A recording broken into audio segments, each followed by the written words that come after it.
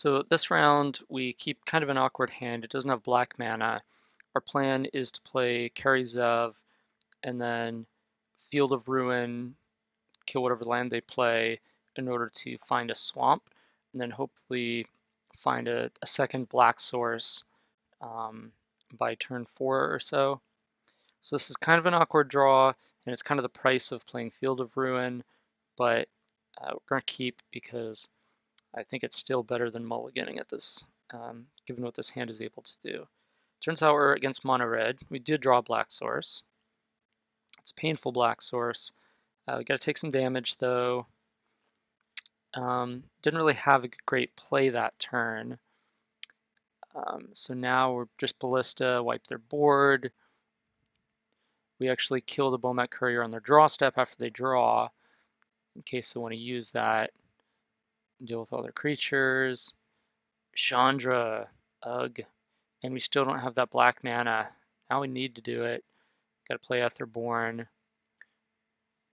So they plus Chandra, hit an Abrade to kill our creature. So we just lost our creature. Then we can Vraska's Contempt to Chandra. Now we're still on the back foot. Kill their Carry Zev because we're so low on life. They Abrade it in response. We could have done it on our turn, then they just kill us. So we could have survived.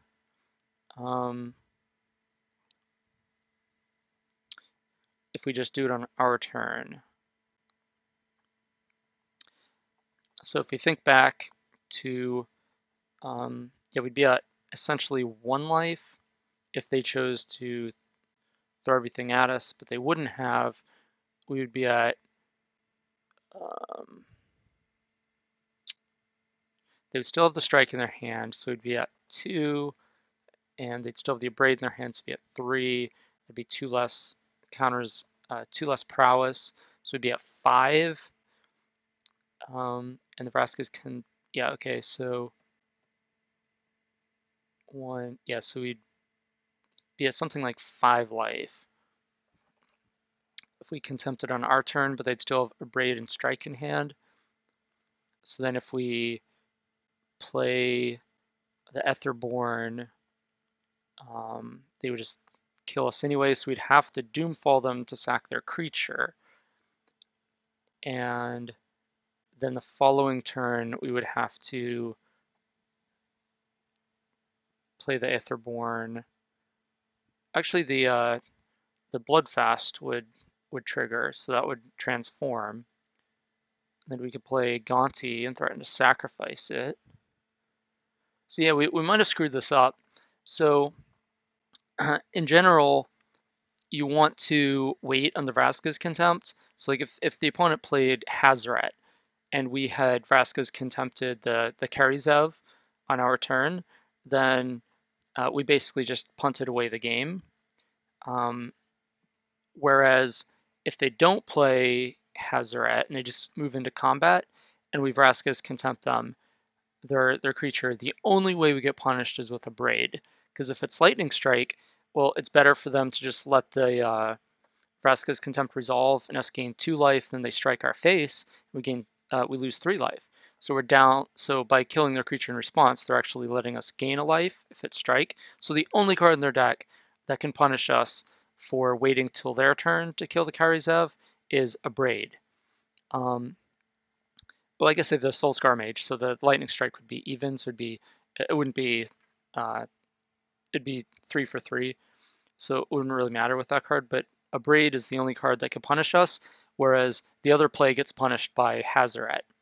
And if we knew what their hand was, if we knew they had Lightning Strike Abrade and no Hazoret, then we definitely kill it on our turn, because then our Bloodfast transforms, and we can play our creature, like our Gaunty, and threaten to transform. We can, start casting our spells, and we're not in great shape, but we're like kind of teetering on the edge of death.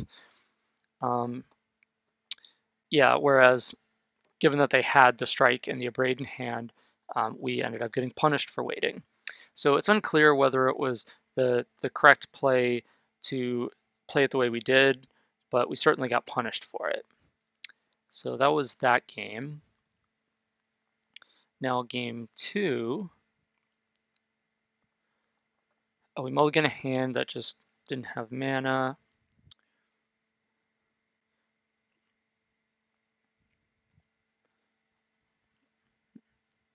So Bomat Courier starts getting in there. Unfortunately, Chandra's Defeat, that's the only creature that doesn't get killed by it. But we have a good answer at this point. Now the board's semi-stabilized. We double block the Courier. Chandra's Defeat. So in case you're wondering why I double blocked there, it was because a lot of times people attack with their Bomat Courier. When you have two blockers like that, let's say if they just have like an Abrade or something in hand, then they Abrade one of your creatures and you just block the Courier with the other one. Whereas if they just attack and you block the Bomat Courier, then they Abrade your creature after blocks, because really what they want is they just want to get the card underneath the Courier and for the Courier to survive, so that the following turn they can set up, play their land, play their spell, attack with the Courier, and sack it to draw all the cards. So they're basically just trying to get an extra card under the Courier. So we basically called that bluff, or called out that play, made that play not possible. So it's like, look, either this Courier is dying and you're trading for this Thopter token, or you have to sacrifice this Bomat Courier at a time you didn't want to sacrifice it. So a lot of people would set up that play thinking, oh, well, the obvious block is just block with Pia and then just burn Pia, set up for the big Bomat next turn. And so I was trying to snuff that out. Right now, I wanted to basically punish the opponent for trying to set up a big Bomat Courier next turn by trying to get an extra card under it. As it turns out, that wasn't the case, but it's okay that we got the Bomat Courier off the table, which is perfectly happy with us, or perfectly happy with. In fact, that might have been what they were trying to do. And they decided, well, all right, they got us, and instead of just trying to kill the Pia and have our things survive, we're just going to make this trade. So now, unfortunately, the opponent does have 4 cards in hand, and we just have this 2 damage to all creatures. Ironically, we're the only ones that have a 2 toughness creature. We draw Gonti with only 1 black mana, which doesn't come up that often. Then the opponent draws Hazoret, the 1 card we can't deal with. Chump block just to preserve some life. There's black mana. We're in it. Gonti, what do we find? Not much. So Soulscar Mage is interesting because in this spot, let's think about this. We're really low on life after this attack. So they attack with both their creatures, presumably. Yeah. So they attack with both creatures, which deals 8 damage. If we just take it, we go to 5.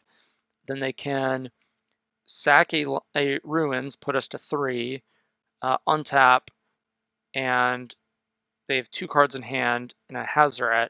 They're basically just, all right, pitch my card, and then have Ramunap Ruins to finish us off.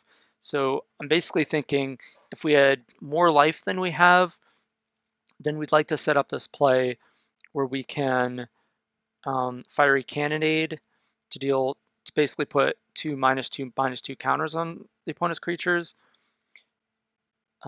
However, we didn't have the life total to be able to set that up, so we just have to chump block and hope to draw Vraska's Contempt.